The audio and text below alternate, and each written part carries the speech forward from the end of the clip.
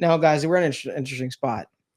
You got Charles Grant still just sitting here, who Evan banged the table for And is last week visiting. and is visiting the Bengals. You have Tate Ratledge, who we've drafted every single draft. You got Wyatt Mullen. This is why this right here is Yeah. why, like, take the upside on the high ceiling players in the first and second round, because when you're sitting here in the third round, suddenly you're like, okay, Tate Ratledge, you feel like that's a slam dunk. Charles Grant, love the upside of that player. Like Can I be- Jonas Ovaina, like even Jared Wilson is good on the interior. Wyatt Millum, if you're confident about his leverage kind of issues being able to be coached out, like, and move to the interior, he's very athletic. He's good. Like there's a lot of options. Even Anthony Belton is not a bad option. Yeah. Like that's why I'm looking at this and I'm like, dude, I'd feel good about like 4 or 5 of these guys right now in the next 10, 15 I'll picks. always say this, brother. Hear me out. I think Tate Ratledge is the best pure right guard. You know what you're getting. And I honestly, I feel like Tate Ratledge will not be here in round 3. I have a hard time seeing him making it to this spot. I love this offensive line class. The Wyatt Mullen pick is interesting to me. The Charles Grant pick is interesting, especially when you mentioned that wrestling background. Dude, it makes sense because that's an easy sell to the O-line the O-line coach who started in that. When he's went out of his way to talk about how important that is to him. Right, and how he identifies with that and sees that as a valuable piece and asset of that understanding of leverage. He understands that. And to bring up some people saying, hey, why does it always feel like guards fall to this range? Why does it always feel like these guards are available, they won't be available? Okay, well, take 2 or 3 of these guys off the board. You still have take 5 3. Of them off the board. That's what I'm saying. You have 3 guys you still feel good about, even if you do assume for that. But also, why do guards fall? It's because the positional value. It's because in an edge class that is stacked, that for a league that's desperate for better pass rush, more consistent pass rush, for guys who can play tackle, can play corner, can play some of these other positions. Heck, we talk about the talented running backs in that range too. Like there's a lot of options and talented players, and the league has constantly felt like guard is a position that can wait until round 3, round 4, round 5. Think about Christian Mahogany is one of the guys we were all high on. Everybody in the draft community was high on. Consensus board was high on. Had him in the early 4th, late 3rd, and he goes until what? Late round 5, early round 6, and the Lions get him. And it's like the league, even though the contracts for the top end guys has been large, overall drafting wise, they just, again, the Tyler Booker talk hasn't been Tyler Booker's moving up the board and here's these other guard prospects moving up the board. It's all about these guys falling down the board to the back end of the second and other guys sneaking up that are edge players, right? Like that's what people are talking about. I feel honest with you guys, I just think there's no world in hell Tate Ratledge is here at the draft in round 3. And I feel like to get him here as a luxury, I feel like the Bengals might have to consider him more in the second round, even potentially trading up. Not in the second round, but if they want to add another pick, potentially getting a guy like Tate Ratledge. I feel like Tate Ratledge being here where he is in this spot is a slam dunk. You obviously have the school pairing that we talked about before with him, Amarius Mims. You solidify your right guard spot. They are much higher on Lucas Patrick for some goddamn reason. But I feel like if you walk away from this draft with Tate Ratledge, you feel very confident. And I believe that this world, Jonas Ovaina is here when we pick again. Not realistic in the NFL, but on this mock draft, I think Jonas Ovaina. I think some of these guys could be here if we're still worried about that swing tackle and getting him now. I'm all, as I've been consistent for the last 3 drafts we've done, Tate Ratledge for me going away. I don't even need to discuss it, but it's up to y'all.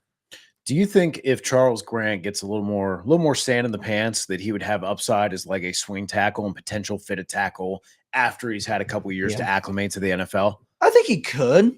I don't know if that's would be like one of the best things for him. I see it as like, being an option, right? Like he comes in, he plays left guard, right? And then he's playing next to Orlando Brown. And then if in 2 years when Orlando Brown's contract is up, if in 2 years after acclimating to the NFL, he feels better, he can use that athleticism, has better technique, maybe that's just, hey, maybe our tackle problem is already solved. If not, we've still got a quality guard that we feel really good about. I have one other person I'd like to talk about a little bit. Okay. And again, I don't disagree with the Ratledge thing. There's so many things. But you can clear it out because he's going to be right at the top of the board there. Jared Wilson from Georgia, another Georgia offensive lineman. I know he played center last year. He's the second best athletic center to test ever. A 9.98 RAS score, a 4.940 at an offensive line spot is absolutely phenomenal. Yes, he only played center last year at Georgia, but he's still playing in the interior offensive line. He's 21 years old. He's he's just a phenomenal athlete. He moves fantastic. There's nothing saying he can't play guard in the NFL, even if it is a 1-year thing. And then Ted goes and he kicks into center, whatever the hell it is. Jared Wilson is going to be a phenomenal player. He fits all the same things that we're applying with Mims here, outside of playing directly next to him. He's the best athlete on the offensive line that maybe we have ever seen. There's just so many things pointing in Jared Wilson's direction outside of the fact that he doesn't play guard. But if we're going to assume all these other tackles can play guard, I think the same can be said about a center who's already played. I mean, you consider that. I mean, Ted Karras is very similar in that regards, right? He's a guy that was able to play guard, center. To be honest with you, he was a shit center for most of his career. Honestly, he came to the Bengals, and Bengals just kind of stuck by him, and we saw better play. I mean, I have no concerns with that as well. I'm more so of the mindset. I feel like Tate Ratledge, the value of getting a true right guard.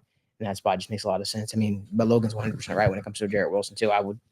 It would be a no-brainer, obviously, if a guy like Tate wasn't sitting on the board, but he is. Yeah, I'd probably go Tate.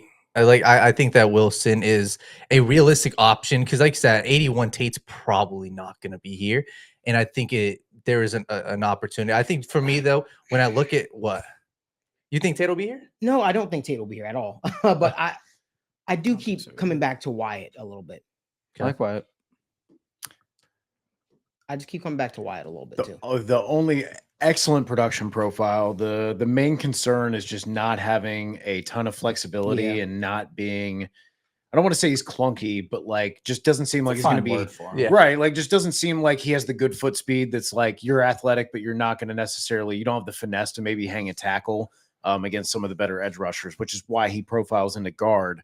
The question is, like, I know there's some concerns about like his flexibility and ability to get his pad level low. And if he's going to kick inside and he's already having those concerns at tackle, I worry about what happens when you're playing against players who have better bull rushes, have better hand placement, have better natural leverage when they're already starting off a couple inches below you in terms of height. And then they're also more flexible and able to get lower into their stance. If you're able to compensate for that and find ways to get around that, then absolutely I'm sold on him.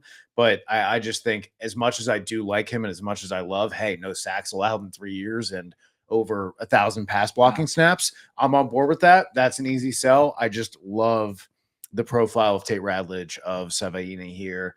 I think I think Savaina maybe has the upside like Charles Grant to play tackle eventually, whereas I feel like Wyatt Millen is limited to playing guard. I still think, again, really good prospect. Again, if we're playing the game of, oh, Ratledge isn't going to be there. So okay, cool. Like I would absolutely love Wyatt Millen and think that was a home run pick. Yeah, completely. I think, and the one thing with him, it was literally obviously the first game of the year, but Abdul Carter versus him showed the clunkiness. It was very clear on the outside. Hey, he can stay in front of him. And when Carter didn't put a move on him, it was like he was playing phenomenal. But as soon as Carter went inside, it was like he got as soon as you start worrying so hard that you're oversetting to protect your edge, and then suddenly you're worried about the inside move, then you're cooked. That's when they have you in the proverbial blender. Completely. I'm good with Ratledge here, to be honest. Okay. Like it. Yep. I'll get Charles Grant one of these days. I'm keep fighting. That's gonna be my guy. He might be here. Yeah. Maybe he will. Maybe he will. We'll see. All right. All right. With the 81st overall pick in the 2025 NFL Draft, Cincinnati Bengals select Tate Ratledge, guard, Georgia. All right.